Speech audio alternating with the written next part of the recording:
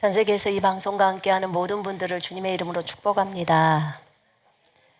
마가복음 오늘 말씀 보십시다. 마가복음 3장입니다.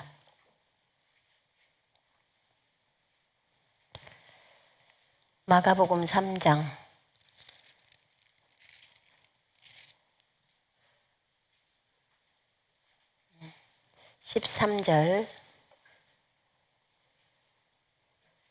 13절부터 19절까지 읽겠습니다. 또 산에 오르사 자기가 원하는 자들을 부르시니 나아온지라. 이에 12를 세우셨으니 이는 자기와 함께 있게 하시고 또 보내사 전도도 하며 귀신을 내쫓는 권능도 가지게 하려 하심이로라. 이 12를 세우셨으니 시몬에게는 베드로란 이름을 더하셨고 또 세베대의 아들 야고보와 야고보의 형제 요한이니 이 둘에게는 보아너게 곧 우레의 아들이란 이름을 더하셨으며 또 안드레와 빌립과 바돌로메와 마테와 도마와 알페오의 아들 야고보와 및 다데오와 가나안인 시몬이며 또 가롯 유다니 이는 예수를 판자더라. 아멘. 제가 잠깐 기도할게요. 하나님 아버지 감사합니다. 오늘 주님의 말씀을 나누기를 원합니다. 하나님, 우리가 마땅히 들어야 할 말씀들을 말씀하시옵소서. 우리가 아멘으로 받고 그 말씀대로 삶을 살기를 원합니다.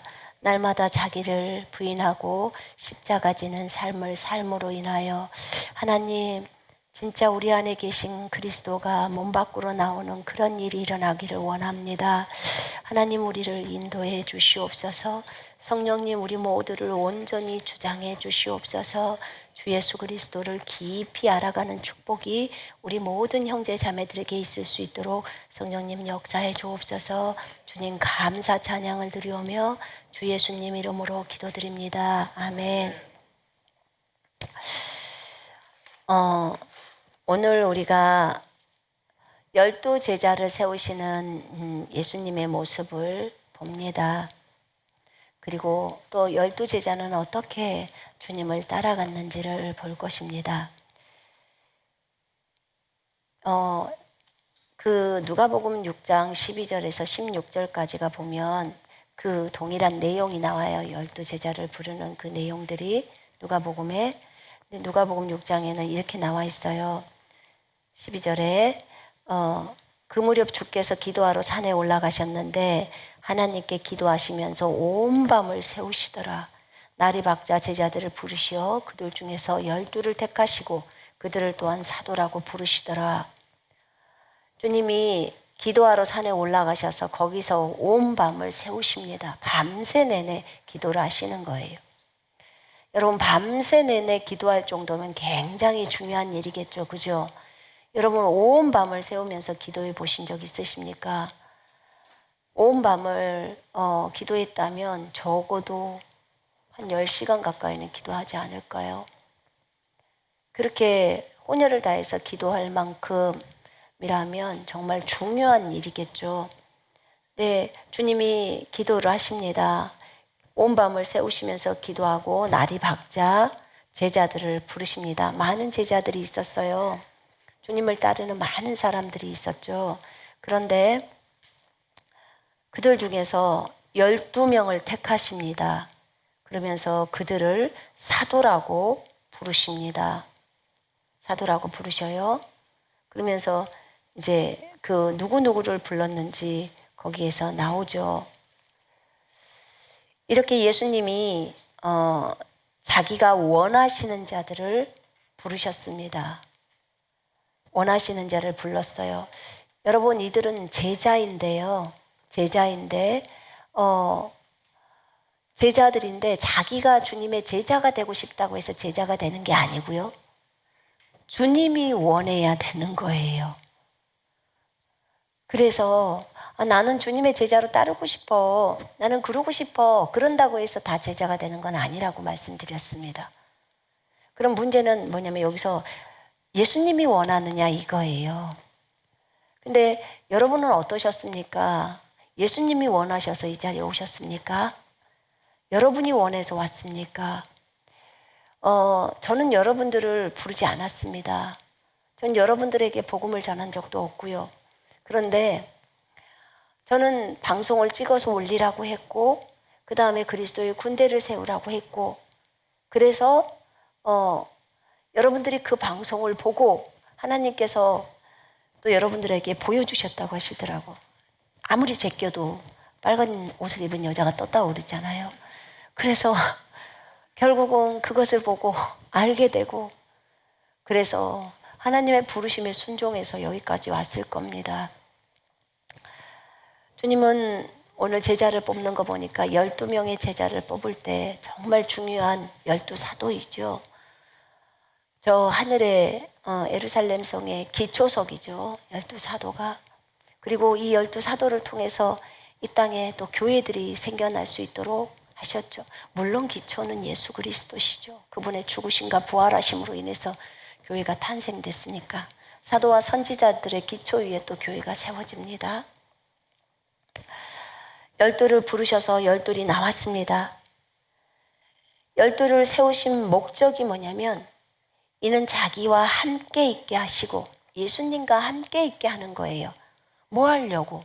예수님에 대해서 보여주려고. 예수님은 어떻게 삶을 사셨는지를 보여주려고. 그리고 본 그대로 가서 행할 수 있도록 하려고. 그렇게 해서 오게 한 거예요. 자기와 함께 있게 하시고 같이 자고 같이 먹고 같이 일하고 하면서 또 그 12명을 또 나가서 밖으로 나가게 해서 전도를 하게 하는 거예요. 전파하게 하십니다. 전도를 하게 하시죠.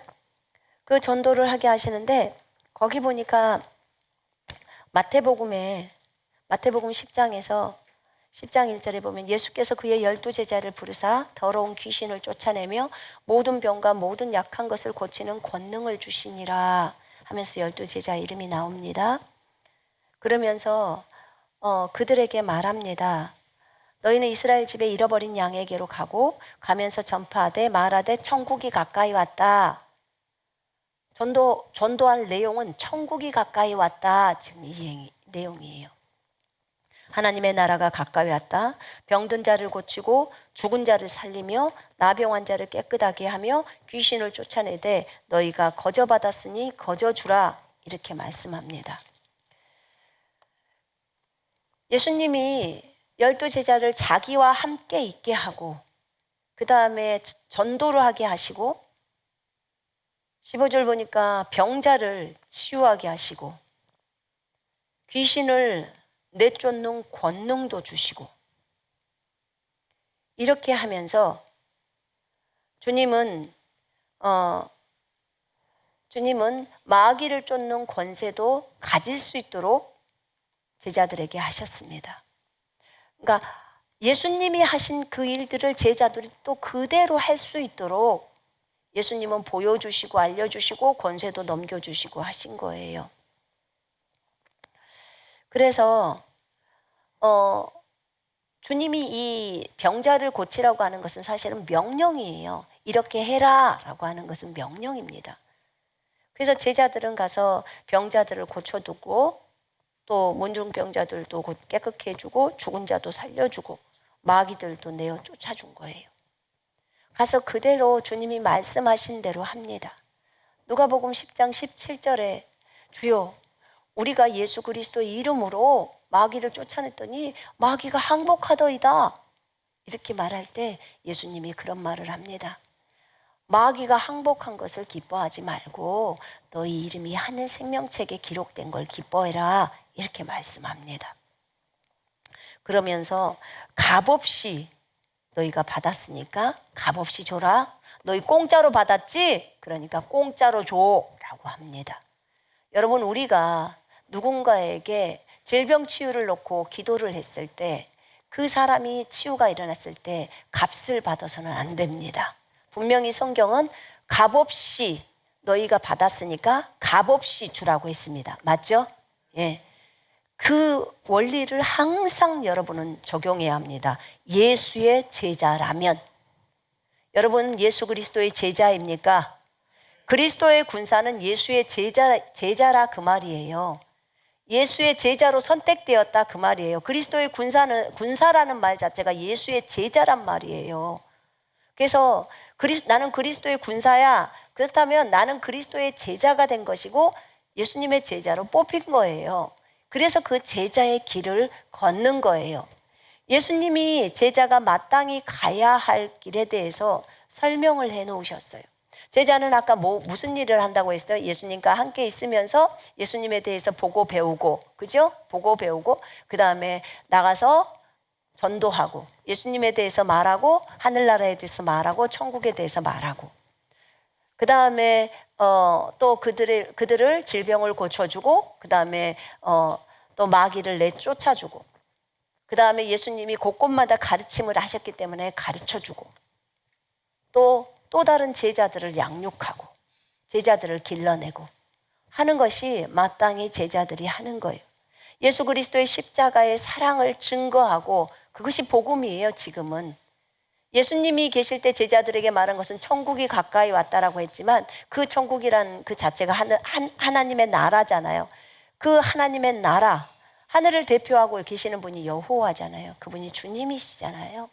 그래서 예수 그리스도를 증거하는 게 복음이에요. 우리가 너무나 사랑스러우신 예수님을 증거하죠. 그 일을 하기 위해서 우리 제자들은 이 땅에 있습니다. 그러면 예수 그리스도의 제자로 따라가려고 할 때, 그리스도의 군사로 따라가려고 할 때 우리는 어떻게 하면서 가야 할 것인가? 우리는 이것을 좀 알아야겠습니다. 여러분 마태복음 10장에 보면요. 마태복음 10장에 보면 37절부터 이렇게 나옵니다. 아버지나 어머니를 나보다 더 사랑하는 자는 내게 합당하지 아니하고 아들이나 딸을 나보다 더 사랑하는 자도 내게 합당하지 아니하고 또 자기 십자가를 지고 나를 따르지 않는 자도 내게 합당하지 아니함니라. 자기 목숨을 얻는 자는 잃을 것이요 나를 위하여 자기 목숨을 잃는 자는 얻으리라.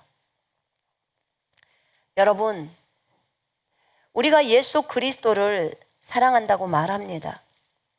예수 그리스도를 사랑한다고 말하지만 예수 그리스도보다 더 큰 것이 있다면 벌써 그것은 이미 우상의 자리에 앉아 있는 것입니다. 예수님보다도 부모가 더 커버릴 수 있어요. 그래서 지금 주님이 이거 설명하는 거예요. 여러분 오늘 오전 시간에 진이가 시편을 우리 같이 읽었죠. 시편을 읽을 때 나를 만드신 분이 누구라고 했습니까? 누구라고 했죠? 네.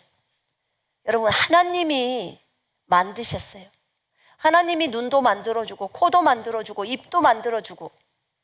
엄마가 만드나요? 엄마가 무슨 재주로 만들어요? 아빠가 만들어요? 무슨 재주로요? 아빠가 코 만드는가요? 눈 만드는가요? 심장 만드나요? 지문 만드나요? 주님이 창조주예요. 주님이 다 만드십니다. 주님이 여러분에게 세상에서 똑같지 않는 지문을 만들어 주셨어요.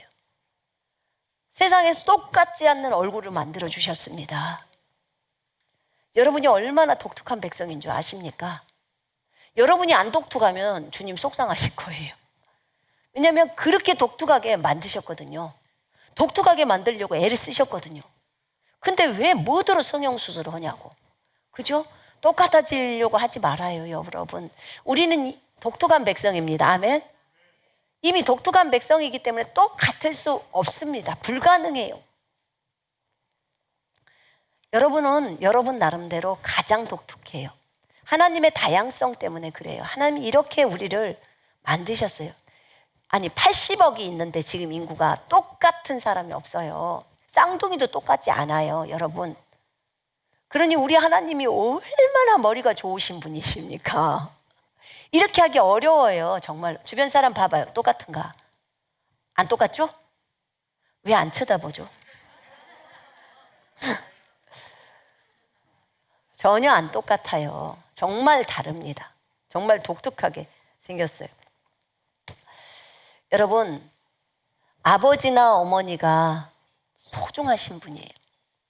그리고 주님이 말씀에도 아버지나 어머니를 공경하라.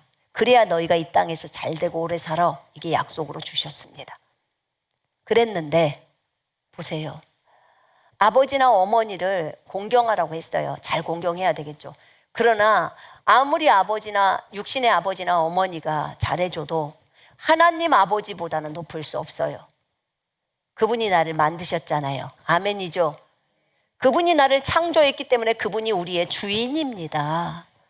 그분이 만들었기 때문에 주인이에요. 제가 어제 수원역에서 그런 거리 설교를 하면서 그런 얘기를 했어요. 여러분, 마호메트도 이슬람 사람들이 지나가더라고. 여러분, 마호메트도 예수님이 만들었습니다. 석가모니도 예수님이 만들었습니다. 그들 전부 예수께로 돌아와야 합니다. 어저께 이슬람 친구랑 그 형제랑 얘기를 하면서 내가 그런 얘기를 했어요. 마호메트도 예수님이 만들었다고, 석가도 예수님이 만들었다고 막 얘기를 하다가 아무 말도 못하는 거예요. 그래서 마호메트도 전부 자신의 창조주이신 예수님께로 돌아와야 한다고 제가 얘기를 했어요. 여러분, 우리를 만드신 분에게로 돌아와야 합니다. 아버지나 어머니가 사랑스럽지만 예수님보다 더 높을 수는 없습니다. 우리를 창조한 창조주보다 더 높을 수는 없습니다. 아멘. 정말 심각하게 생각을 해야 합니다. 만약에 아버지나 어머니를 예수님보다 더 사랑한다, 더 높이 생각한다, 그러면 예수의 제자 아니에요. 여러분, 그리스도의 군사 아닙니다. 분명히 합당하지 않다고 얘기를 했어요. 그렇게 말했습니다. 여러분, 거기 누가복음에 보면요,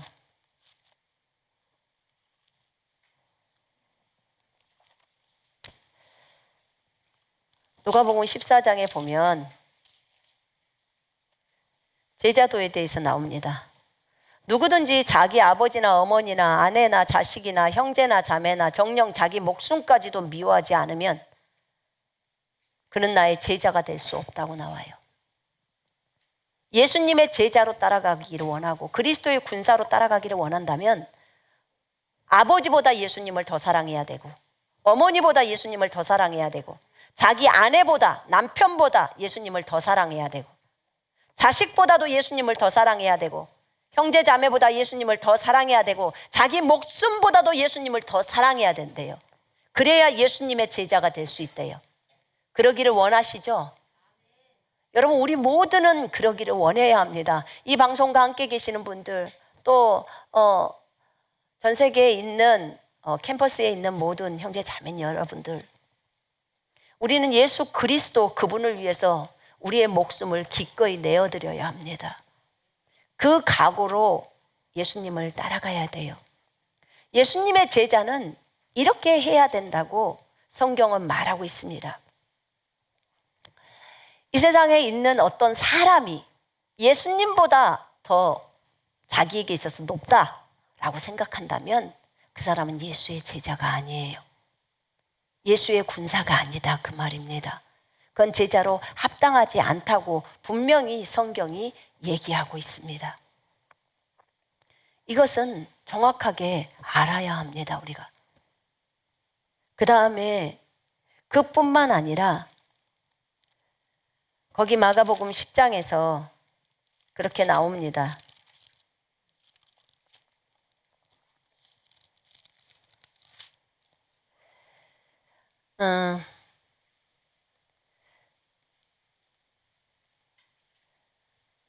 10장 29절 보세요. 예수께서 이르시되 내가 진실로 너희에게 이르노니 나와 복음을 위하여 집이나 형제나 자매나 어머니나 아버지나 자식이나 전토를 벌인 자는,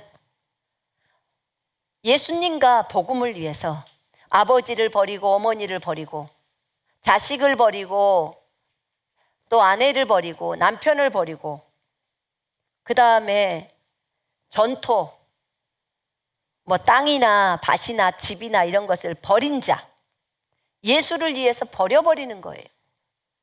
제자들이 직업을 버려버리잖아요. 그리고 예수님을 따라가잖아요. 그렇게 버린 자는 이 현 세상에서도, 이 세상에서도 집과 형제와 자매와 어머니와 자식과 전토를 100배나 받는데요. 주님이 받을 수 있도록 해준대요. 그러나 박해를 겸하여서 받는다는 거예요. 박해도 그만큼 온다는 거예요. 그리고 내세에서 영생을 받지 못할 자가 없다고 말합니다. 그렇게 표현을 해요. 이것은 우리가 예수 그리스도를 따라갈 때 주님께서 주시는 축복들이죠. 그러나 먼저 버리게 하십니다. 버리지 않고서 받을 수 있는 것은 아무것도 없어요. 여러분, 버려야 그 다음에 옵니다. 분명히 우리가 자신의 생명을 목숨을 얻는 자는 잃어버릴 것이고 나를 위하여, 예수님을 위해서 자기 목숨을 잃는 자는 얻으리라. 지금 반대로 말씀하고 계시죠. 주를 위해서 자신의 생명을 버려버리면 이제 예수님을 위해서 자기 목숨을 잃은 자는 예수의 인생을 얻는 거죠. 예수님이 우리 속에서 사시면서 이제는 예수의 인생을 살아간다는 거예요. 이렇게 성경은 얘기를 하고 있습니다. 여러분, 이게 첫 번째로 우리가 예수님을 따라갈 때 제자의 삶이에요. 제자는 어떻게, 예수의 제자라면 우리는 어떻게 가야 할 것인가? 부모나 자식이나 자기의 것들을 버리라는 거예요. 인간관계 끊지 못하는 그것들을 끊어내라는 거예요. 지금 그 얘기를 하고 있습니다. 예수의 제자로 따라가는 거. 예수의 제자가 되시려면 신중하셔야 됩니다. 고려하셔야 돼요. 예수를 믿는 건 누구나 믿을 수 있어요. 예수님이 나의 주인이시고 왕이시고 그 다음에 하나님의 아들이시고 나를 위해 죽고 부활하신 분이라는 걸 믿을 수 있어요. 그러나 두 번째, 내가 진짜로 예수님의 제자로 따라가면서 예수가 온전히 나의 주인으로서의 삶으로, 그분이 나의 주인이 되셔서 삶 속에서 그분을 인정하면서 그분께 자리를 양도하면서 가는 삶이 제자의 삶인데, 그렇게 내어드리는 그렇게 삶으로 갈 것이냐, 그렇게 가기를 원하고, 나는 예수 닮고자 원합니다. 예수만을 사랑하면서 그렇게 가기를 원합니다. 그 제자들이 걸어갔던 그 길을 저도 걷고 싶습니다 라고 한다면 주님께서 뭐라고 하냐면, 나를 따라오려거든 너희는 자기를 부인하고 십자가를 지고 나를 따르라, 그 얘기를 합니다. 누가복음 9장에서 얘기하죠. 누구든지 자기 십자가를 지지 않고 나를 따라오는 자는 나의 제자가 될 수 없느니라. 자기 십자가, 자기가 죽을 십자가, 자기가 죽은 십자가, 두 개 다예요. 그 십자가를 지고 예수님을 따라오라는 거예요. 항상 자기를 죽음에다 내어놓으라는 거예요. 항상 죽음에다 내어놓으라는 거예요. 나는 매일 죽노라, 나는 오늘도 죽노라, 계속 죽으라는 거예요. 예수님도 계속 죽으셨으니까. 여러분, 예수님이 이런 표현을 하죠. 아버지요, 이 잔을 내게서 치워주십시오. 그러나 내 뜻대로 마시고 아버지의 뜻대로 하옵소서 라고 예수님이 말씀합니다. 예수님도 거기서 자기 부인을 하셨던 거예요. 여러분, 우리도 삶 속에서 날마다 자기를 부인하고 십자가 지는 삶을 살아야 합니다. 그것이 안 되면 제자가 아니라고 말합니다. 어떤 사람들은 말해요. 인터넷 한가족교회 너무 어려운 게 있대. 뭐냐고. 자기 부인하라는 게 너무 어렵대요. 자기를, 육신적인 자기를 버리라는 게 너무 어렵대. 그것 좀 안 하면 좋겠대. 그거 안 하면 군사 못 해요. 우리 여기 군사하려고 오는 거예요. 그냥 단순히 나 예수 믿고 그냥 구원받고 뛰겠다고 일요일날 한번 교회 오고 이러려고 합니다. 죄송한데 그런 분들은 여기 오지 마세요. 우리 교회에서 얼마 못 견뎌요. 몇 개월 못 가요. 그리고 다 도망갑니다. 왜 그럴까요? 여기는 군사, 예수의 제자로 훈련받을 사람들이 있는 곳이에요. 그 사람들은 자신의 육신적인 것을 다 버리고 오직 예수만을 따라가기 위해서 가는 거예요. 육신적인 걸 다 쳐버리고 가는 거예요. 학벌도 다 내리고, 남들에게 인정받고자 하는 거 다 내리고 다 버리고, 명예도 다 버려버리고 그리고 가는 거예요. 욕심도 다 내리고 걸어가는 거예요. 돈도 버리고 다 가는 거라고요. 이것이 그냥 오는 곳이 아니라고요. 예수의 제자들은 그렇게 따라갔어요. 여러분, 세 번째 제자도에서 너희 가운데 누구든지 자기가 가진 모든 것을 버리지 않는 자는 나의 제자가 될 수 없느니라 라고 예수님이 말합니다. 우리가 가진 모든 소유예요. 갖고 있는 것 모든 것을 다 버리래. 다 버려야 우리 안에 예수가 가득 차는 거예요. 다 버려야. 그러면 우리가 한 개씩 버리잖아요.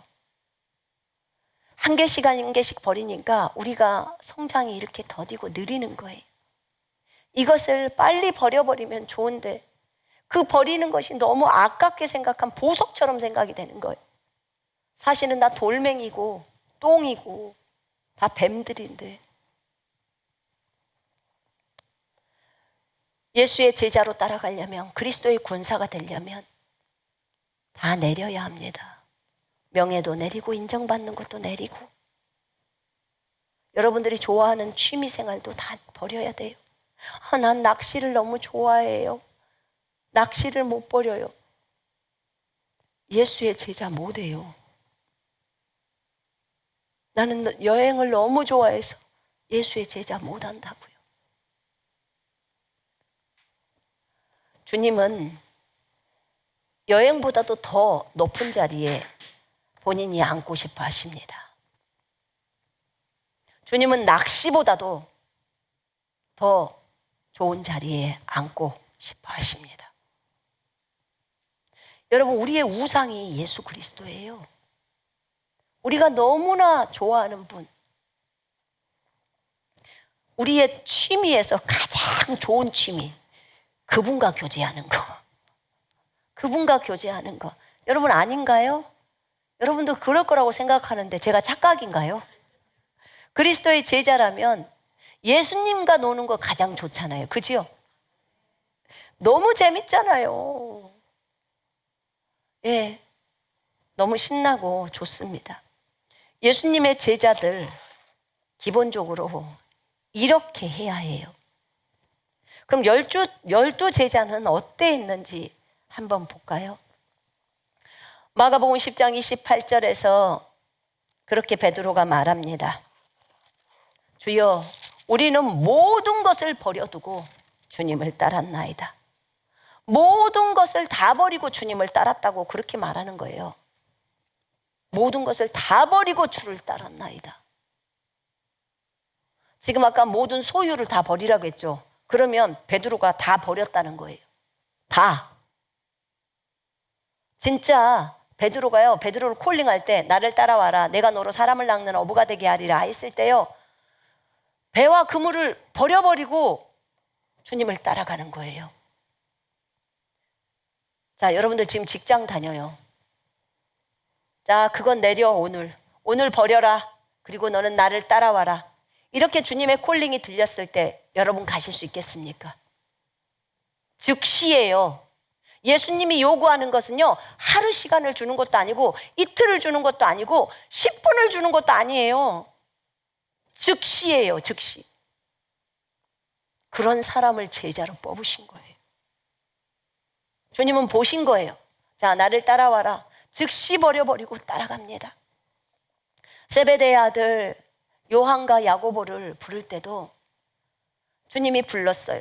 그때 그 배에서 그물을 깃고 있었어요. 아버지도 있고 다른 사람들도 있었는데 그 아버지도 버리고 그물도 버리고 배도 버리고 예수님을 따라가 버려요. 그것도 한 아들이 따른 게 아니라 두 아들이 가버려. 그러면 아들이 2명이라면 얼마나 속상하겠어. 한 개라도 남지, 한 명이라도 남지, 이럴 수도 있잖아요. 근데 아버지를 버리고 갔어요. 여러분이 지금 그 아버지라고 한번 생각해 봐요. 세베대라고 생각하면 속상하지 않을까요? 근데 어쩌면 여러분은 안 속상할 수도 있을지 몰라. 왜냐? 우리 아들이 예수님을 따라간대. 우리 두 아들이 예수님을 따라간대. 얼른 따라가거라 그랬을지 몰라요. 아마 여러분은 충분히 그럴걸요? 저 말 안 듣는 딸이 아이고 예수님 따라간다고 얼른 따라가거라, 얼른 선교사로 가거라. 내가 선교사 지금 훈련하고 있는 한 자매가, 처녀 자매가 있길래 물어봤어요. 엄마랑 아버지랑 반대 안 해요, 자매님? 그랬더니 선교사님, 제가 옛날에요 게임 중독이었어요. 게임 중독이고 말 안 듣는, 집에서 말 안 듣는 딸 있잖아요. 그러다가 자기가 우리 거 군사훈련을 봤대요. 어떻게 그걸 또 봤나 몰라. 그 영상을 막 제끼다가 안 보려고 했는데 자꾸 떠서 봤대요. 근데 그거 보면서 엄청나게 울었대요.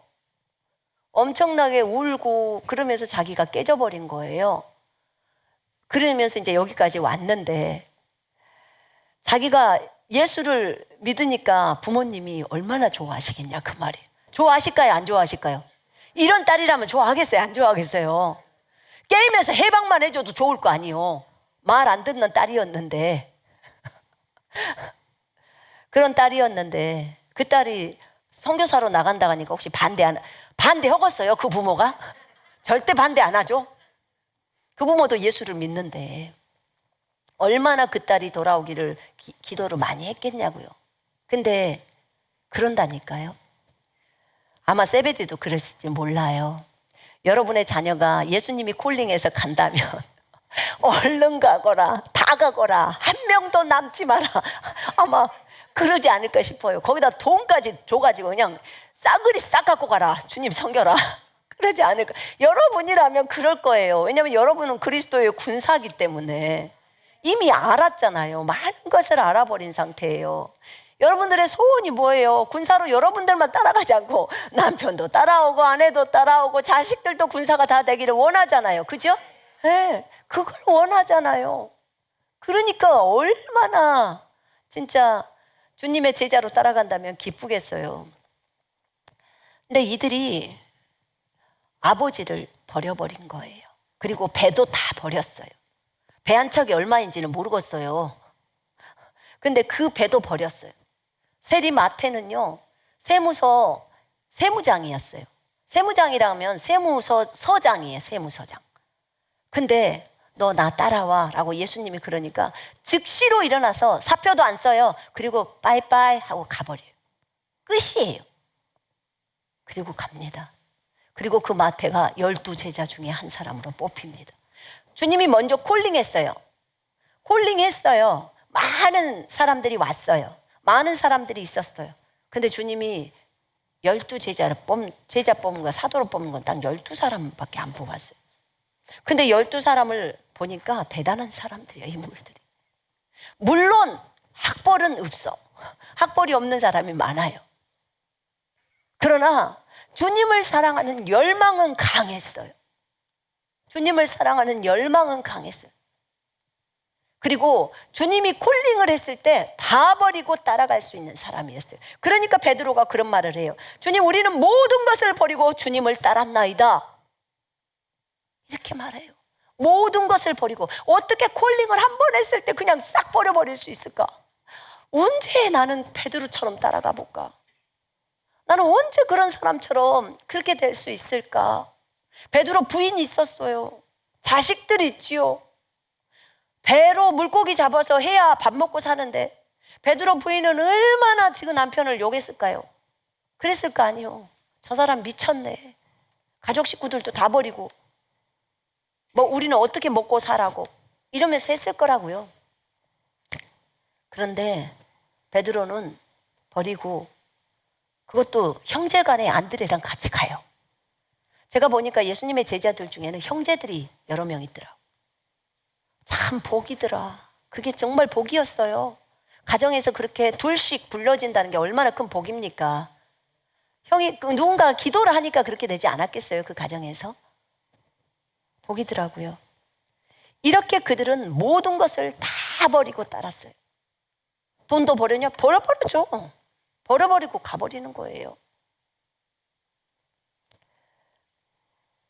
이들이 그렇게 주님을 향해서 갔습니다. 우리 주님은 우리에게 생명을 주셨습니다. 그분은 하나님의 생명을 우리에게 내어놓으셨어요. 우리로 하여금 하나님의 생명을 갖게 하려고. 하나님의 그 깊은 생명을 갖게 하려고. 하나님을 하나님답게 만드시는 생명을 우리로 하여금 얻게 하려고 그분이 생명을 내어놓으셨습니다. 언젠가 여러분의 인생 속에서 하나님의 생명에 대해서 깊이 묵상하는 날이 올 겁니다. 하나님의 생명은 어떤 걸까? 왜 나에게 이런 엄청난 것을 주었을까? 이것이 들어오면 내 수준이 하나님 수준의 그런 능력들이 쏟아지는데 왜 이걸 나에게 주려고 하셨을까? 한번 묵상해 보시기 바랍니다. 이들 제자들의 삶은 너무나 주님을 사랑했습니다. 모든 것을 다 버리고 예수님을 따라갔습니다. 너무 많은 병자들이 치유되고 너무 많은 귀신 들린 자들이 귀신이 다 쫓아내지고 봉사가 눈을 뜨고 귀머거리가 들리고 말 못하는 자가 말을 하고 장애인이 불구자가 전부 정상적으로 회복되고 다리가 없는 사람들이 다리가 다 나오고 팔 없는 사람들이 팔이 다 나오고 뇌가 비정상인 사람들이 뇌가 정상으로 돌아오고 생각이 온전하지 못한 사람들이 생각이 다 정상으로 돌아오고 간질을 하는 사람들이 간질이 다 멈추고 죽은 자가 살아나고 중풍병자가 일어나고 정말 놀라웠어요. 놀라웠어요.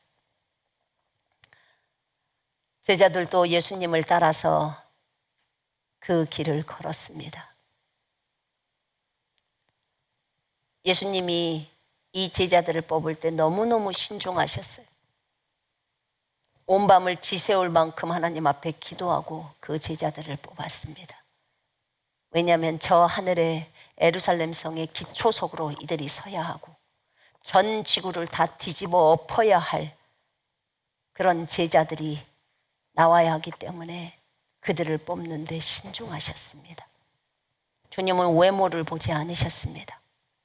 주님은 중심을 보셨습니다. 중심이 진실하고 주님께 집중되어 있는 자를 뽑으셨습니다. 부족함이 있다는 걸 압니다. 그러나 주님이 훈련하시면 충분히 그것들이 다 가능하기 때문에 그 마음이 주님께 있도록 있는 자들, 그 사람들을 부르셨습니다. 예수님이 그렇게 제자들을 훈련했고 그리고 제자들은 주님으로부터 많은 것들을 배웠고 주님은 죽고 부활하시고 40일 동안에 우리가 알지 못한 내용들, 성경에도 다 기록되어 있지 못하는 내용들을 제자들에게 다 알려주셨습니다. 다 말한 다음에 천국으로 승천하셨어요. 그 뒤에 제자들의 삶이 성령을 통해서 엄청나게 달라집니다. 성령의 충만함을 받습니다. 예수님이 영으로 이제는 제자들 속으로 들어옵니다. 그래서 능력과 표적을 일으키십니다. 가는 곳곳마다 제자들은 나가서 복음을 증거하기 시작합니다.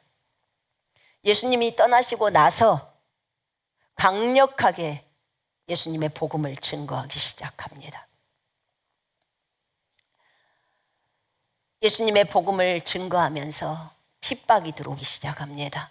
많은 사람들이 시기와 질투로 인하여 제자들을 핍박했습니다. 예수의 제자들은 오직 예수 그리스도를 드러내는 사람들입니다. 이미 욕심이 없기 때문에 무엇을 갖고 싶은 마음 없어요. 내가 이렇게 주님을 위해서 다 했는데 저에게 무슨 혜택이 있나요? 라고 베드로가 물은 거예요. 우리는 모든 것을 다 버리고 주님을 따랐습니다.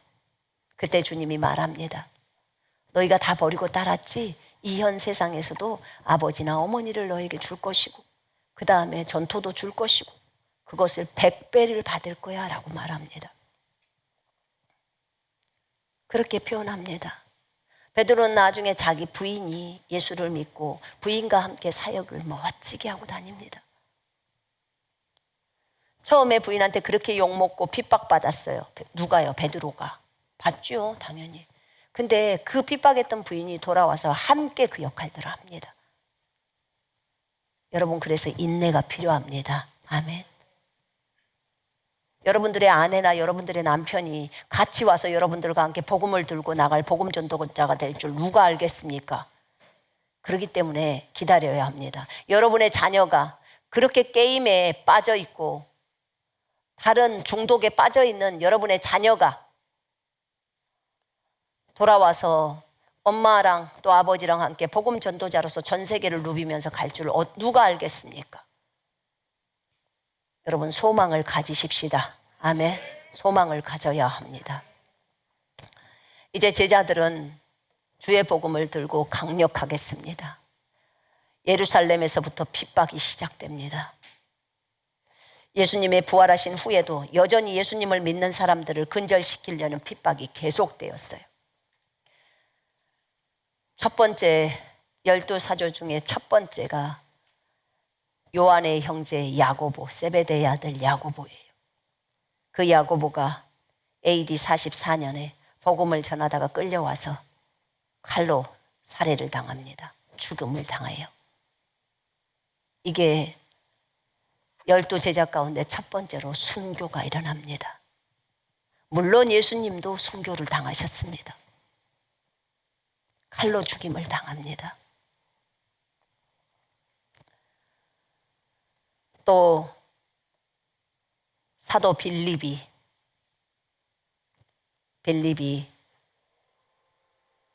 히에로볼리라는 터키에 지금은 파무칼레라고 하더라고요. 지금 그 지역인데 그곳에서 투옥이 되면서 지독하게 채찍질을 많이 당했대요. 주님도 채찍에 맞으셨잖아요. 채찍질을 많이 당했다고 하더라고.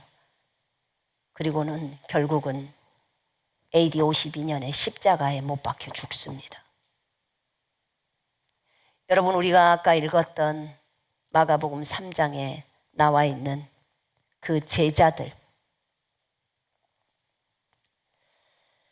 그 제자들이 베드로, 시몬 베드로, 세베대의 아들 야고보, 야고보의 형제 요한, 또 보아너게라고 이름을 붙여준 천둥의 아들인 야고보와 요한이 있고, 그 다음에 안드레, 빌립, 바돌로메, 마테, 도마, 알페오의 아들 야고보, 다데오, 가나안인 시몬, 그 다음에 가롯 유다, 이렇게 12명이죠. 근데 이들의 삶이 마지막이 전부 순교입니다. 그들은 예수 그리스도를 위해서 기꺼이 자신의 생명을 아끼지 않았습니다. 자신에게 가장 소중한 것, 우리에게 가장 소중한 것은 우리의 생명입니다. 근데 이 생명보다도 더 소중한 분이 우리에게는 있는데 그분이 예수님이에요. 그분에게 이 생명을 내어드리는 거예요. 가장 값진 것을 내어드렸습니다.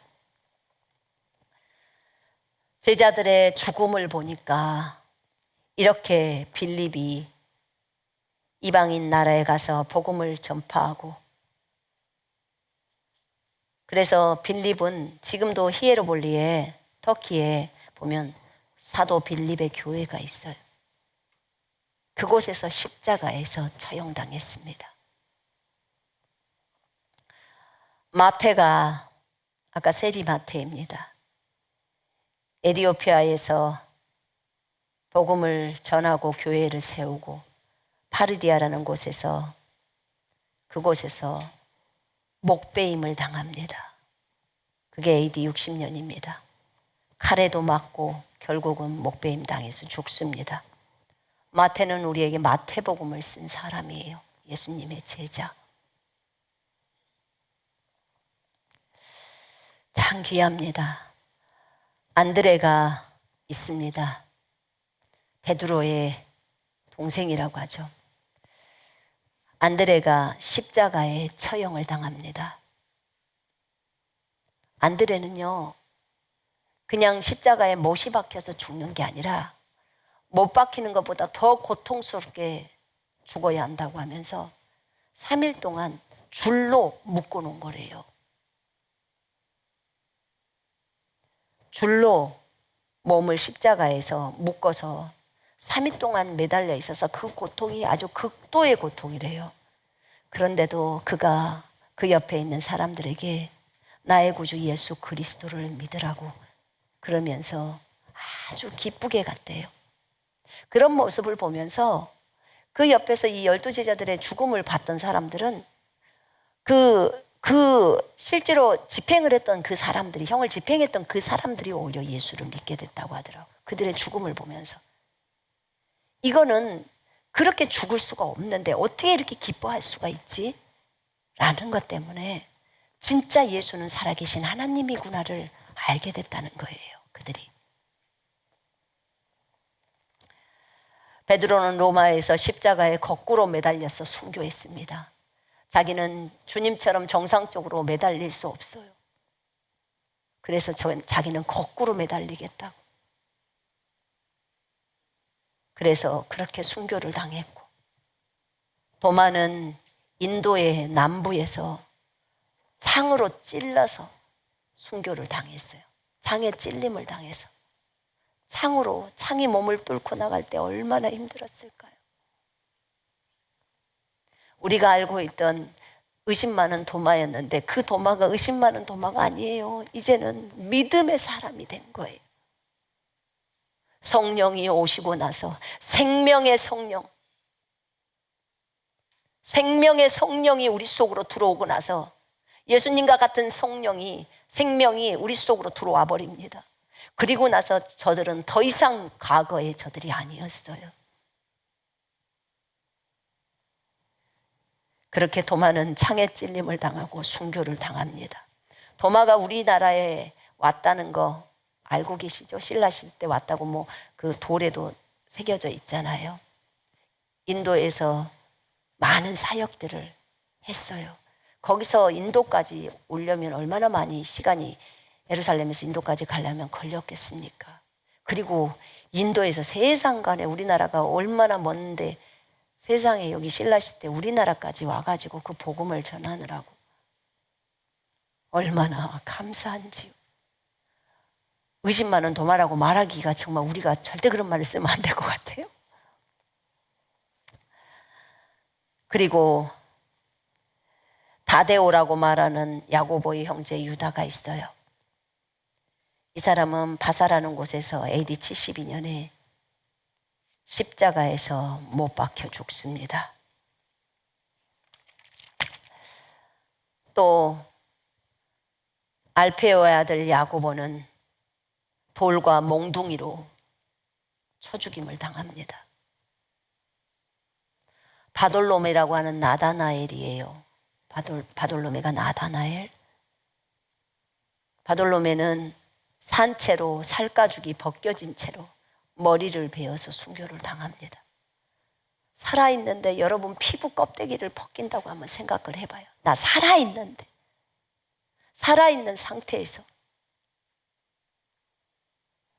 상태에서 여러분의 피부를 벗긴다고 한번 생각을 해봐요. 그 고통이 극도의 고통이지 않을까요? 피부를 벗겨내는데 여러분이 지금 잡혔어. 근데 어떤 사람이 칼을 갖고 와서 여러분의 피부 껍데기를 벗긴단 말입니다. 지금 그 상황이에요. 그 상황. 그리고는 목을 베어버립니다.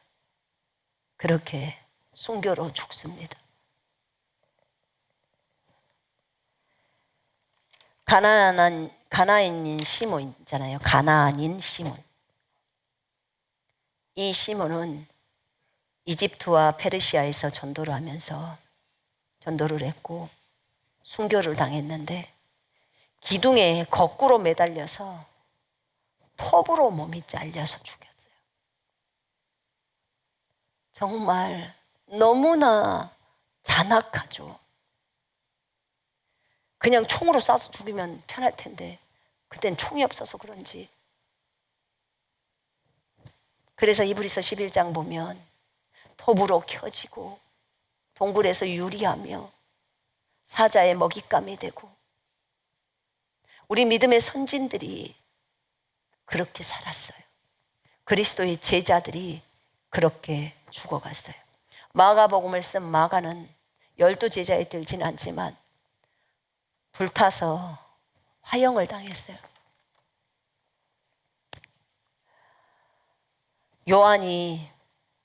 사도 요한이 제일 오래까지 살았어요. 96세까지인가 살았는데,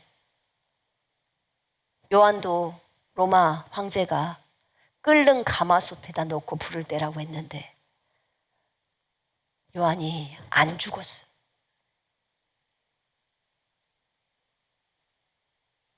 요한이 안 죽었어요. 여러분, 이 제자들 요한처럼 안 죽을 수 있어요. 얼마든지. 이 제자들 생명을 내어놓았기 때문에 죽은 거예요. 지금 제가 말하는 것은 육신의 생명 말하는 거예요. 이 육체의 생명. 우리가 보통 몸 아플 때 죽는다고 하는 그 생명이요. 여러분, 우리 육체가 죽지 않을 수 있어요. 얼마든지요. 얼마든지입니다. 왜요? 하나님의 생명이 우리 속으로 들어왔기 때문에 그래요. 그래서 그 생명의 가치를 알아야 한다고 하는 거예요.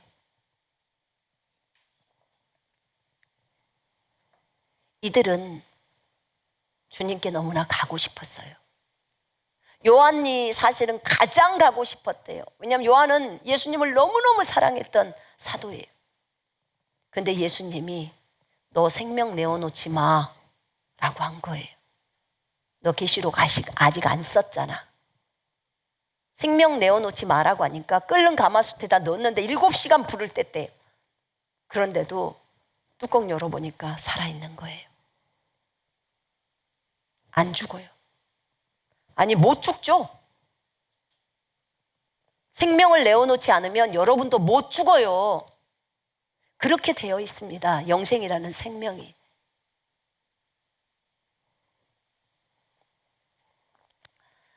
이렇게 주님은 귀한 생명을 주셨어요.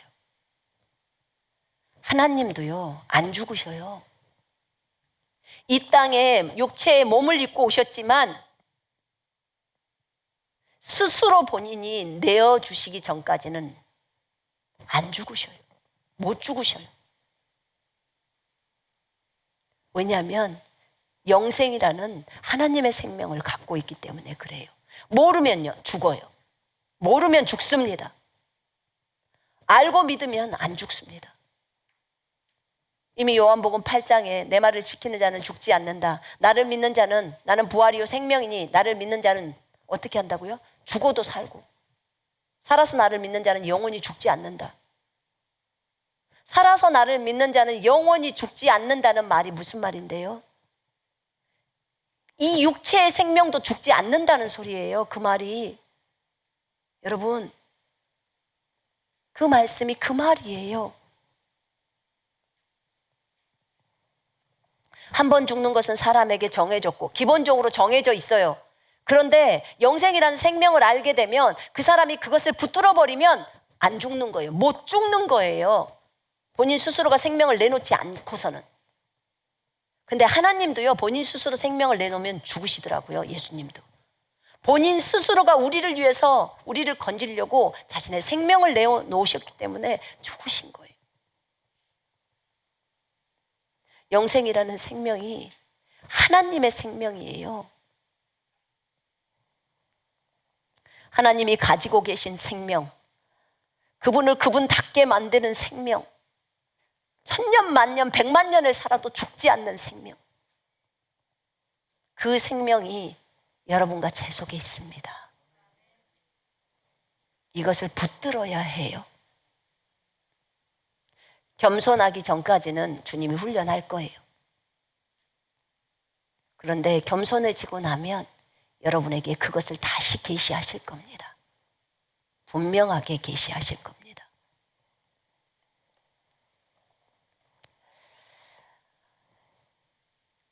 그래서 사도 요한은 죽지를 않았어요. 죽지를 않고요. 너무너무 죽고 싶었대요. 너무너무 가고 싶었대요. 그분께로. 근데 조금만 더 인내해라. 네가 이 일까지 맞춰라.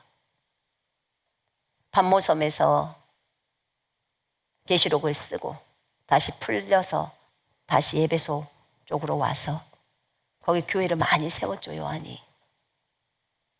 그리고 그냥 죽었어요. 요한은 순교를 당하지 않았어요. 96세인가에 주님 품으로 왔죠.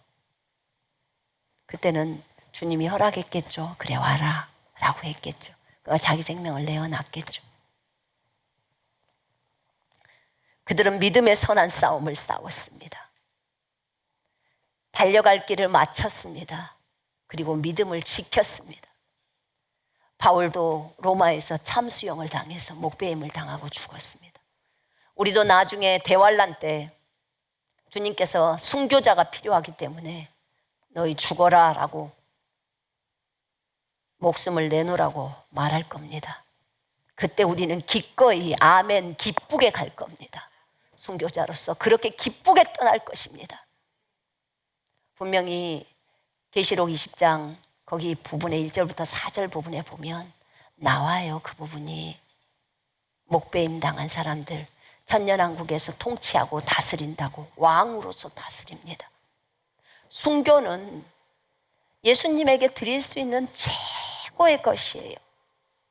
우리가 갖고 있는 이 지상에서 가장 우리를 보자면 가장 소중한 것은 돈도 아니고요. 다른 거 아니에요. 자녀들도 아니에요. 가장 소중한 것은 제가 죽음의 관문 앞에 서보니까 목숨이더라고요. 근데 이것을 주님께 내어드리는 거예요. 그걸 주님이 기뻐하시는 거예요. 믿음의 형제들은, 믿음의 선진들은 이렇게 갔어요. 요한도 감옥에 갇히고 다 했죠. 고통을 많이 당했죠. 그들은 말씀을 전할 때마다 박해를 당했고 이런 이유 때문에 모든 사도들은 결국은 요한만 빼고 다 순교를 당했습니다. 제자들은 곳곳에 흩어졌죠. 로마로, 터키로, 안디옥으로, 고린도로, 각 아시아로, 각 지역들로, 유럽도 가고, 그래서 그곳에서 복음을 전하다가 그렇게 주님 품에 갔습니다. 영광의 얼굴들, 그들도 너무 보고 싶어요. 우리 믿음의 선진들, 그분들이 뿌려놓은 그 발자취, 예수님의 뒤를 그분들이 따라갔고 오늘 이 시대에는 우리가 그들의 뒤를 따라가야 합니다. 여러분, 우리는 그리스도의 제자로 부름을 받았습니다. 아멘. 우리는 그 길을 걸어갈 것입니다. 주님이 알려주셨는데요. 이제 앞으로 기근이 온답니다. 아니, 무슨 기근 이럴 거예요. 기근이 온대요. 전염병도 우리가 올 줄 몰랐는데 전염병 온다고 말했었어요. 그때 무슨 전염병 이랬어요. 근데 세계로 간대. 정말 세계로 갔어요. 지금 2년 6개월 동안 이루고 있는 거예요, 전염병이. 지금까지 작년까지 해서 통계가 1,500만 명 죽었다고 하더라고요. 사망자만. 그러니까 지금 올해까지 하면 2천만이 넘죠. 우리나라도 엄청나게 많이 죽었어요. 그 중에 여러분이 안 들어간 거예요. 이제 기근이 온답니다. 여러분, 과학자들이 그러는데 2040년이 되면 지구의 종말이 온대요. 더 이상 살 수가 없대요. 과학적으로 그렇대요. 물자나 이런 것들이 부족하니까. 근데 그 전에 끝날 것 같아요, 제가 볼 때는. 시간이 많이 남아있지 않아요. 2040년 해봤자 지금 20년도 안 남아서 18년이에요. 과학자들이 볼 때는. 18년 남은 거예요. 제가 볼 때는 한 10년은 땡겨줘야 되지 않을까 싶어요.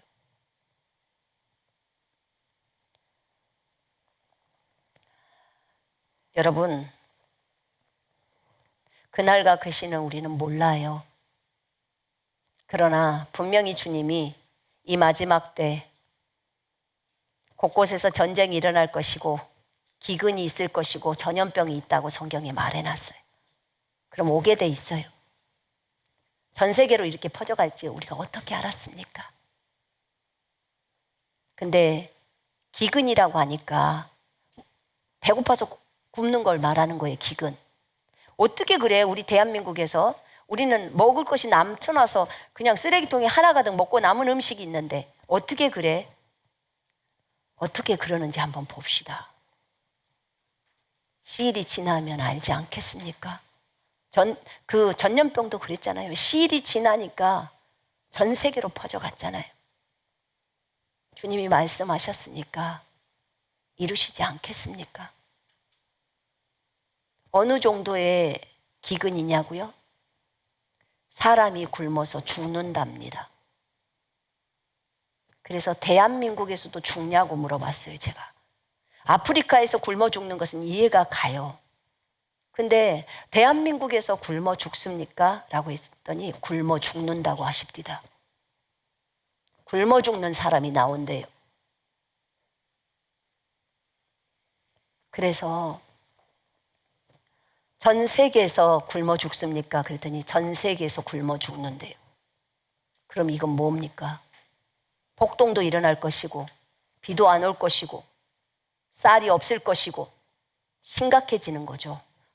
여러분 자지 마요. 지금 잠잘 시간이 아니에요. 마귀한테 속지 마요. 자기를 내어주지 마요. 다들 깨어 일어나야 돼요. 여러분이 살아야, 여러분이 정신 차리고 살아야 가족들을 살릴 수가 있어요. 여러분마저도 마귀에 밥되면 그 가족은 다 무너져요.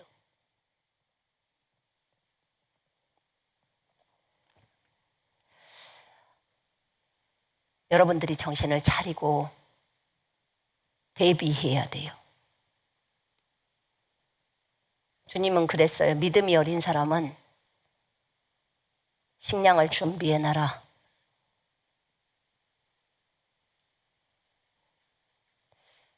식량을 준비해 놓으라고 하셨어요. 믿음이 있는 사람은 식량을 준비하지 마라. 그리고 오병이어의 기적을 이루어라. 직접 만들어내라는 거예요. 주님께 구해서 예수님처럼 그 기적을 일으키라는 거예요. 기적은 우리가 일으키는 게 아니죠. 우리가 믿음으로 준비하고 주님이 일하시는 거예요. 그걸 하라는 거예요. 그 단계로 올라와야 한다고 하셨어요. 왜냐하면 어차피 대환란은 7년의 대환란 동안 우리 먹을 거 없어요. 어차피 표 안 받을 거잖아요. 666 표 안 받을 거잖아요. 그러면 전부 음식을 7년 동안 먹어야 될 음식들을 여러분들이 다 만들어내야 돼요.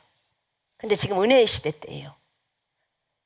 대환란에서처럼 그렇게 기근은 오지 않을 거예요. 그 정도의 기근은 아니에요. 대환란에서 기근은 그냥 다 죽음이에요. 근데 지금 은혜의 시대 때 끝자락이에요. 그러나 주님은 기근을 허용하신다고 하셨어요. 이걸 통해서 많은 사람들이 예수께로 돌아올 거래요. 많은 이슬람, 다른 그런 그 종파의 사람들, 그런 종교의 사람들이 배고파서 진짜 음식이 있는 그곳이 진짜 하나님이 계신 곳이라고 생각하고 온다는 거예요. 하나님만이 창조를 해내실 수 있으니까. 여러분, 참 그건 믿을 수 없겠다. 어떻게 해서 이렇게 잘 사는 나라들이 이럴까라고 생각할 수 있어요. 그러나 우리 전염병 봤잖아요. 전 세계가 하나로 막 뭉쳐갖고 백신 맞히느라고 전 세계가 난리예요. 다 하나가 돼버렸어요. 하나. 마지막 때 세계 정부가 세워진다고 했죠. 하나가 돼야 세계 정부를 할 수 있어요. 근데 이번에 전염병 오니까 전 세계 하나더만 완전히 하나로 가요. 그렇게 되어 있더라고요. 마지막 때를 위해서 다 준비되어 있어요. 유럽도 하나로 뭉치잖아요. 화폐도 하나잖아요. 이렇게 가요. 이제 우리는 깨어 있어야 합니다. 마지막 대추수를 향해서 갈 거예요. 많은 영혼들이 예수께로 올 때 한쪽에서는 전염병, 전쟁, 또 기근 계속 일어나면서 또 한쪽에서는 계속 추수 계속 진행합니다. 하나님은 자신의 일들을 그대로 이루어갑니다. 그런데 그 일을 이루기 위해서, 추수를 이루기 위해서 12제자 같은 제자가 필요한 거예요. 자신의 목숨을 주님께 내어드릴 수 있는, 기꺼이 주와 복음을 위해서 내어드릴 수 있는 그리스도의 제자가 필요한 거예요. 그리스도의 군사가 필요한 거예요. 여러분들이 그 군사가 되지 않겠습니까? 여러분과 제가 그 군사가 되어야 되지 않을까요? 그리고 가야 되지 않겠습니까? 그 굶주리고 어려운 가운데 있는 사람들에게 여러분들이 먹을 것을 제공할 수 있어야 합니다. 여러분과 제가 음식을 만들어서 순간이동해서 그들한테 날려다 줘야 되지 않겠습니까? 여러분, 지금 벌써요, 식용유도 2배나 올랐대요. 밀가루도 뛰고, 고기값도 한 근에 25,000원이에요. 돼지고기가. 곡물이 너무 올라 버리니까 사료가 줄 수가 없어서 그런데요. 이제 치킨도 한 마리당 3만 원씩 한다던데요. 계속 물가가 오르는 걸 어떻게 할 수가 없는 거예요. 국가가 어떻게 할 수가 없대요. 여러분, 저희 나라 굉장히 지금 힘들답니다. 따로 저희가 들은 얘기가 있는데 우리나라 빚이 몇 조? 6천조? 6천조? 윤석열 대통령이 오지게 이 나라를 끌고 갈까? 그 빚더미에 앉아있는 이 나라를 받았으니, 인수인계를 받았으니.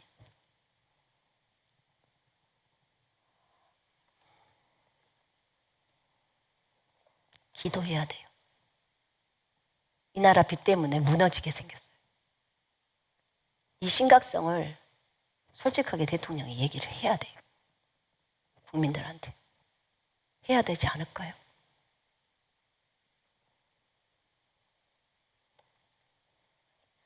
원자력 그거 뭐 없애가지고 무슨 풍력 발전인가 한다고 문재인이가 해가지고 몇 조라더라? 2천조인가요? 몇 조인가요? 20조? 20조를 손해를 봤대요. 한전이 그래서 어렵잖아요, 지금. 안 돼 버리니까. 그렇게 하려고 문재인이가 했는데, 그리고 원자력을 없애고 그렇게 하려고 했는데 헛짓한 거죠, 헛짓.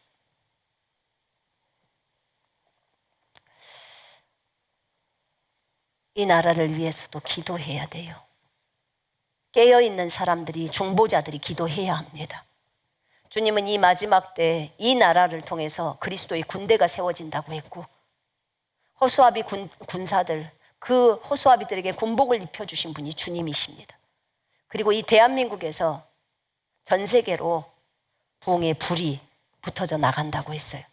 저는 하나님이 약속하신 그 약속을 온전히 믿습니다. 믿고 있어요. 그리스도의 군사 여러분, 여러분이나 베드로나 다를 게 뭐가 있습니까?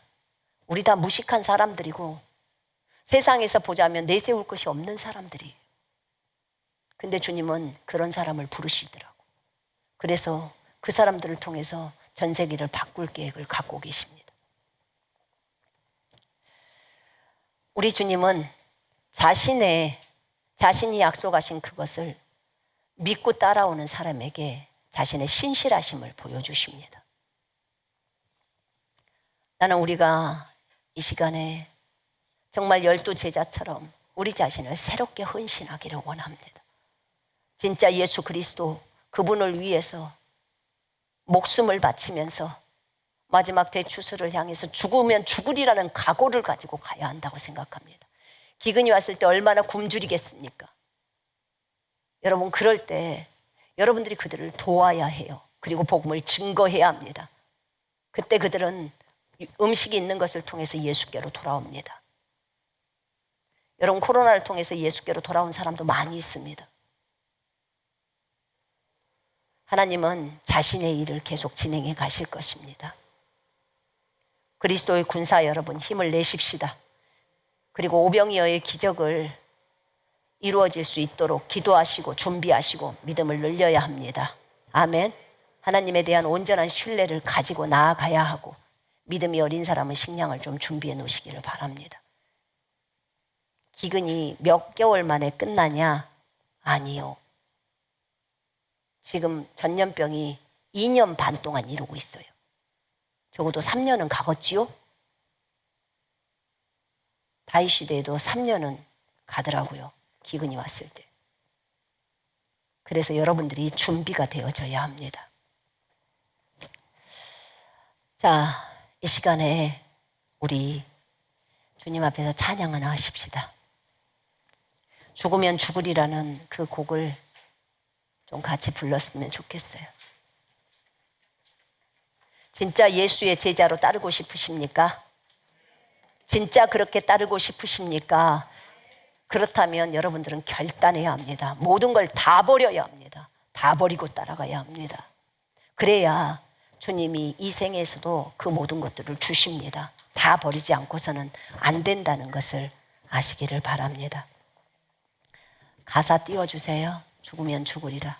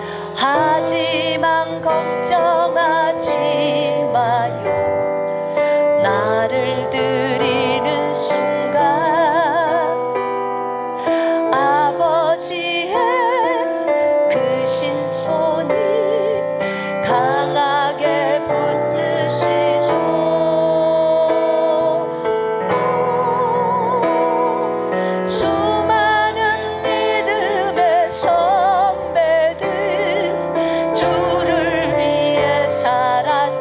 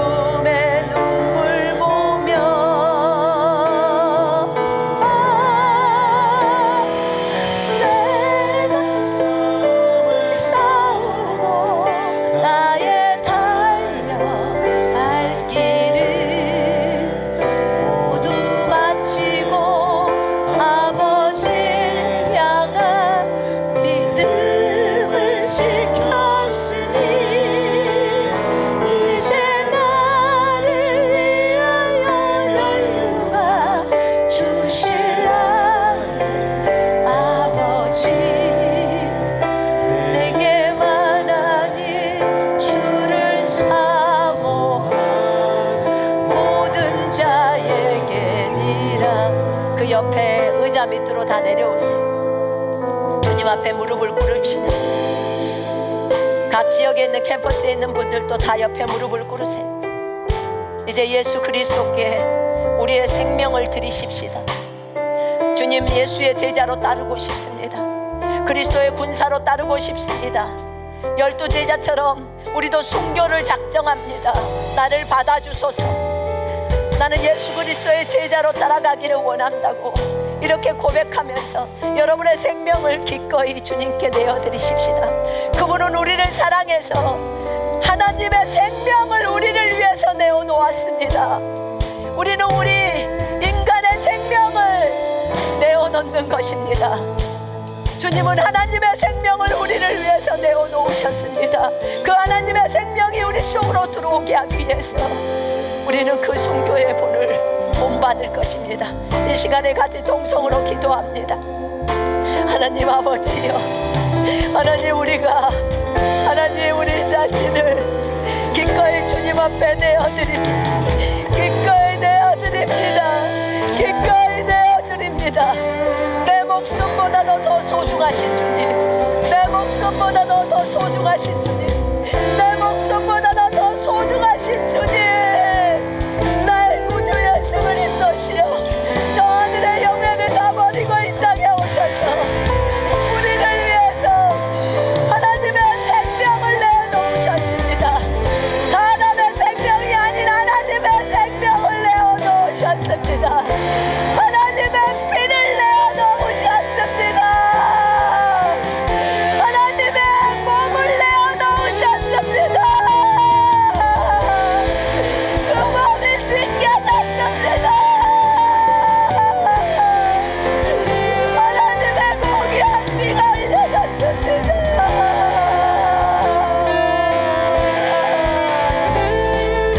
하나님,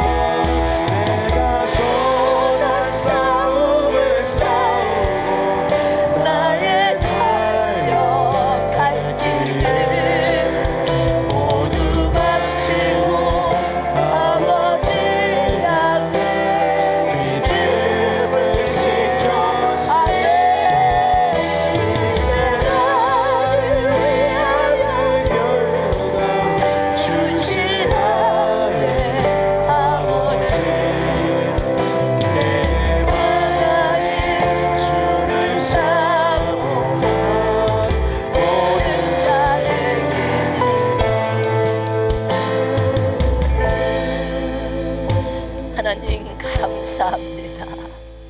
감사합니다. 하나님, 우리가 주 예수 그리스도를 위해서 12제자처럼 그렇게 가기를 원합니다. 이름이 없어도 괜찮습니다. 세상 사람들이 알아주지 않아도 괜찮습니다. 예수님이면 충분합니다. 하나님이여, 우리가 그렇게 내세우지 않고 이 길을 걷기를 원합니다. 나의 구주께서 두 팔 벌리고 우리를 기다리시는 그날을 고대합니다.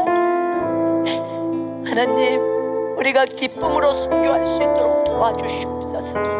순교할 때 성령으로 충만하게 하시옵소서. 그 주님을 보는 것을 기쁨으로 여길 수 있도록 도와주시옵소서. 이 땅에서 현재 어떠한 어려움이나 고난이 와도 기뻐하게 하소서. 너희가 시험을 당할 때 기뻐하라고 하셨습니다. 왜냐하면 영광의 영께서 우리 위에 계시다고 하셨습니다. 주님 감사합니다. 우리 구주께서 우리와 함께하고 계십니다. 하나님, 우리의 생명을 기꺼이 주님을 위해서, 그리고 사랑하는 지체들을 위해서 내어놓기를 원합니다. 주님 감사합니다. 우리 모두를 성령으로 충만하게 기름 부으소서. 순교의 영으로 충만하게 기름 부어 주시옵소서. 기쁨으로 충만하게 하시옵소서. 생명으로 충만하게 하시옵소서. 오직 예수로 충만하게 하시옵소서. 성령의 열매들로 충만하게 하시옵소서. 은사와 능력으로도 충만하게 하시옵소서. 그래서 이 대추수의 모든 일들을 감당할 수 있도록, 성령님과 함께 그 일을 감당할 수 있도록 도와주시옵소서. 성령님을 통해서, 성령을 의지하여, 성령을 힘입어서 그 일을 행하기를 원합니다. 주님 감사합니다. 감사합니다.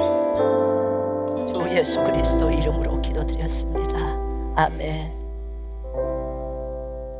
찬양으로 또 예배합니다.